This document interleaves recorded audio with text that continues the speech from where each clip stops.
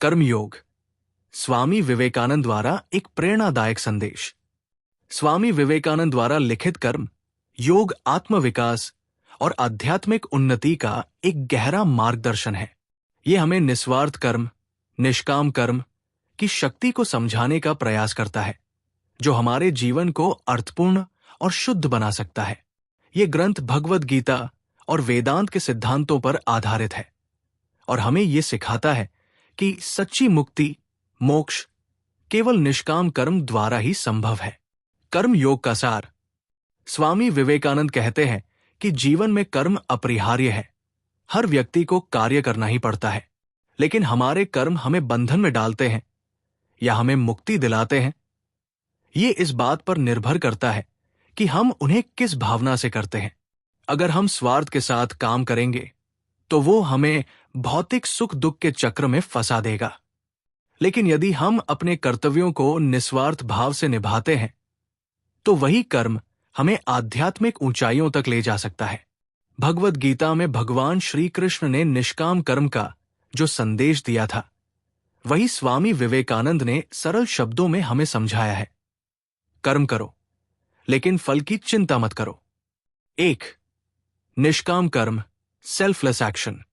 स्वामी विवेकानंद हमें सिखाते हैं कि सच्ची स्वतंत्रता और शांति केवल तब मिलती है जब हम अपने कर्मों से जुड़े स्वार्थ और फल की चिंता को त्याग देते हैं। जब हम केवल अपने लाभ के लिए कार्य करते हैं तो हम मोह और दुख में फंस जाते हैं, लेकिन जब हम बिना किसी अपेक्षा के कार्य करते हैं तो हमारा मन शुद्ध हो जाता है और हम आत्मिक शांति प्राप्त करते हैं। जब हम सिर्फ परिणामों पर ध्यान देते हैं तो हम हर समय चिंतित रहते हैं, क्या मुझे सफलता मिलेगी, क्या मेरा प्रयास व्यर्थ जाएगा। ये चिंता हमारे मन को अशांत कर देती है। लेकिन अगर हम केवल कर्म को ही पूजा मान लें और फल की परवाह न करें तो हमें वास्तविक आनंद और संतोष की प्राप्ति होती है। 2. कर्तव्य और जिम्मेदारी। स्वामी विवेकानंद कहते हैं कि हर व्यक्ति का एक कर्तव्य होता है और वो कर्तव्य ही हमारे जीवन का सबसे महत्वपूर्ण कार्य है। एक माता पिता अपने बच्चों की परवरिश करते समय कर्म योग का पालन कर सकते हैं।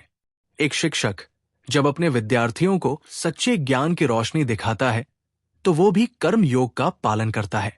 एक मजदूर जब पूरी ईमानदारी से अपने कार्य को करता है तो वो भी आत्मिक उन्नति की राह पर होता है। उन्होंने कहा कि जीवन में हर छोटी से छोटी जिम्मेदारी को भी पूरी निष्ठा और समर्पण के साथ निभाना चाहिए। जब हम अपने कर्तव्यों को भगवान के प्रति समर्पण की भावना से करते हैं तो वही कर्म योग बन जाता है। 3. कर्म ही पूजा है, work as worship. Swami Vivekananda ने कहा कि यदि हम अपने कार्य को सच्चे मन और सेवा भाव से करें तो वही कार्य हमारी भक्ति बन सकता है। उन्होंने ये संदेश दिया कि ईश्वर की भक्ति केवल मंदिरों और मूर्तियों तक सीमित नहीं है, बल्कि जब हम दूसरों की सेवा करते हैं तो हम ईश्वर की सेवा कर रहे होते हैं। उन्होंने ये भी बताया कि जब हम निस्वार्थ भाव से कार्य करते हैं तो वो स्वयं भगवान के प्रति एक अर्पण बन जाता है। जब हम अपने काम को केवल पैसे कमाने या प्रसिद्धि पाने के लिए करते हैं तो वो हमारी आत्मा को नहीं ऊंचा उठाता, लेकिन जब हम अपने काम को समाज की भलाई के लिए प्रेम और समर्पण के साथ करते हैं तो वही काम पूजा बन जाता है। 4. संभाव और वैराग्य, डिटैचमेंट एंड एक्विनिमिटी। स्वामी विवेकानंद ने समत्व भाव, एक्विनिमिटी पर बहुत जोर दिया। उनका कहना था कि सफलता और असफलता, सुख और दुख, लाभ और हानि, ये सब जीवन का हिस्सा है, लेकिन जो व्यक्ति इनसे प्रभावित नहीं होता वही सच्चा कर्मयोगी है। यदि हमें सफलता मिले तो अहंकार नहीं होना चाहिए, यदि हमें असफलता मिले तो दुखी नहीं होना चाहिए। हमें हमेशा अपने मन को शांत और स्थिर बनाए रखना चाहिए। जब हम कर्म करते हैं लेकिन फल की चिंता नहीं करते, तब हमें जीवन में शांति और स्थिरता का अनुभव होता है। 5. सभी प्राणियों की एकता, unity of all life. Swami Vivekananda ने यह भी सिखाया कि सभी जीवों में एक ही चेतना, ईश्वर, निवास करती है। जब हम इस सत्य को समझते हैं तब हम दूसरों के प्रति करुणा और प्रेम से भर जाते हैं। जब हम दूसरों की सेवा करते हैं तो हम स्वयं ईश्वर की सेवा कर रहे होते हैं। जब हम हर प्राणी में ईश्वर को देखते हैं तो हमारे अंदर से घृणा, ईर्ष्या और स्वार्थ मिट जाते हैं। इससे समाज में शांति और प्रेम का संचार होता है। 6. कर्म योग को अपने जीवन में कैसे अपनाएं?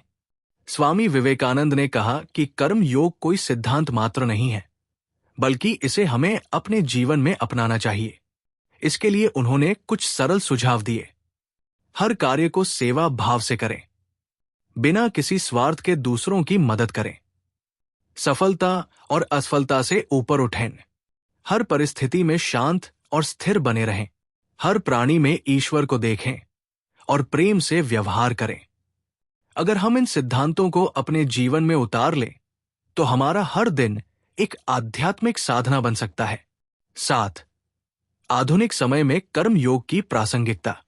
आज की दुनिया में लोग तनाव, चिंता और असंतोष से घिरे हुए हैं। हर कोई सफलता और भौतिक सुख की दौड़ में भाग रहा है, लेकिन फिर भी शांति नहीं मिल रही। ऐसे में स्वामी विवेकानंद का कर्म योग आज भी उतना ही महत्वपूर्ण है जितना उनके समय में था। कार्यस्थल पर तनाव। कर्म योग हमें सिखाता है कि हम अपने काम को आनंद और निस्वार्थ भाव से करें, न कि केवल सफलता की चिंता में। संतोष और आनंद। जब हम निस्वार्थ भाव से दूसरों की सेवा करते हैं तो हमें वास्तविक संतोष मिलता है। समाज में प्रेम और एकता। जब हम सभी में ईश्वर को देखते हैं तो हम सभी के साथ प्रेम से व्यवहार करते हैं और समाज में सामंजस्य बढ़ता है। निष्कर्ष, कर्म योग का अंतिम संदेश। स्वामी विवेकानंद का कर्म योग हमें सिखाता है कि कर्म ही पूजा है। हमें अपने कर्तव्यों को पूरी निष्ठा से निभाना चाहिए, लेकिन फल की चिंता नहीं करनी चाहिए। जीवन में सफलता और असफलता से ऊपर उठकर शांत और संतुलित रहना चाहिए। हर कार्य को सेवा और प्रेम के भाव से करना चाहिए। हर जीव में भगवान का अंश देखना चाहिए और बिना स्वार्थ के दूसरों की सेवा करनी चाहिए।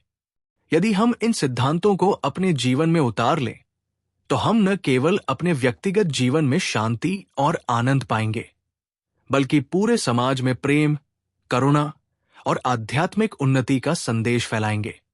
उठो, जागो और तब तक मत रुको जब तक लक्ष्य प्राप्त न हो जाए। स्वामी विवेकानंद।